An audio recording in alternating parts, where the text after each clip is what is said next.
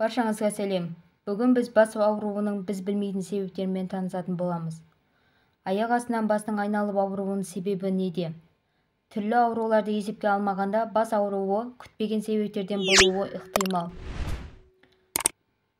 Темекі шегу. Темекі бастың айналып ауруының бірден-бір себебі. Темекі шегіп тұрған кісінің өзінің де, қасындағылардың да денсаулығына үлкен зардап тигізетіні белгілі.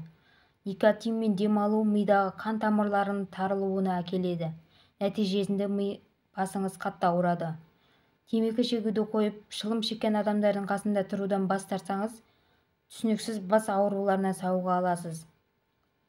Кофеин шектелген жағдайда адам ағзасы үшін зиян емес, тіпті пайдалы болып келеді. Айта кетсек, ол бірнеше дәрілердің құрамына кіреді.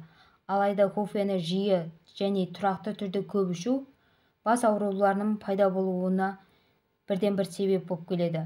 Күнделікті ішетін кофенің шамасын қысқартыңыз. Алайда бірден кофені мүлдем бас тартсаңыз дұрыс емес. Бастың ауруы қарапайым күнделікті жейтін сырға байланысты болуы мүмкін. Әсіресе көгілдір сыр, шеддер, фермаза мен швейцариялық сырлар бас ауруын туғызады. Осы сырлардың құрамындағы тирамин атты зат әсер етеді. Сыр ұзағырақ тұрған сайын ішіндегі тирамин көрсеткіші өседі. Жаңа айтып өткен тирамин заты қызыл шараптарда және басқа да алкогольдік сусындарда пайда болады. Сондай-ақ ішімдік ағзадан суды шығарып та бас ауруын тудыруы мүмкін. Бас ауруы әдетте ол көбінесе ауырсынуды басатын дәрілік заттарды шамадан тыс көп қабылдаудан жиі пайда болады. Мұндай ауырсынуы аталған дәрілік заттарды аптасына 3 күннен артық қабылдағанда дамуы мүмкін. Менің каналым сіздердің пайдаңызға жараса, менің каналыма тіркеліп, лайк басып қойыңыздар.